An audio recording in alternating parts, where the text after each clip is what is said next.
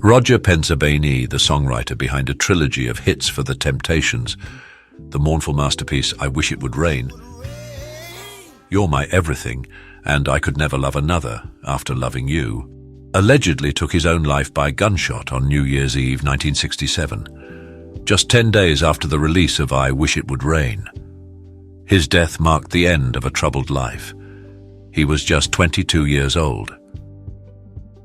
Syreeta Wright, the singer-songwriter best known for her music from the early 70s through the early 80s, as well as her collaborations with her ex-husband Stevie Wonder and musician Billy Preston, died in 2004 from congestive heart failure, a side effect of chemotherapy and radiation treatments she was receiving for breast and bone cancer.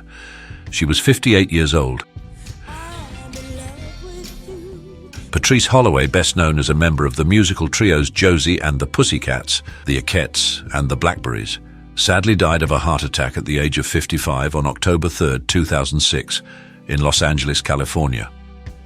Barbara Randolph, who was adopted by the famous actress Lillian Randolph and briefly served as Tammy Terrell's replacement when she was ill, sadly died of cancer in South Africa in 2002 at the age of 60.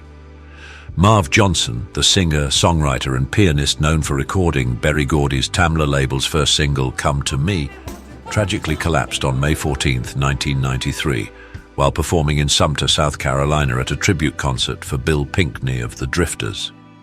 He was rushed to the hospital but passed away 2 days later from complications of a stroke at the age of 54. Teena Marie, nicknamed Lady T by the spirited Rick James and a 4-time Grammy Award nominee, was found dead in her Pasadena home on December 26, 2010. An autopsy determined that she died of natural causes. She was just 54 years old. Hubert Johnson, best known as one of the original members of the vocal group The Contours, and as the cousin of the late Jackie Wilson, was found dead in his Detroit home in 1981 after battling depression for about a year. He was 40 years old. Sandra Tilley, best known as a member of the Velvelettes and later joining Martha and the Vandellas, tragically died from a brain aneurysm on September 9, 1983, at the age of 38. Georgeanna Tillman, an original member of the Marvelettes, died on January 6, 1980 at her home in Inkster, Michigan, from complications of lupus or sickle cell disease. She was 35 years old. Songwriter Tom Baird sadly lost his life in a boating accident off the coast of California in early 1976. He was just 32 years old.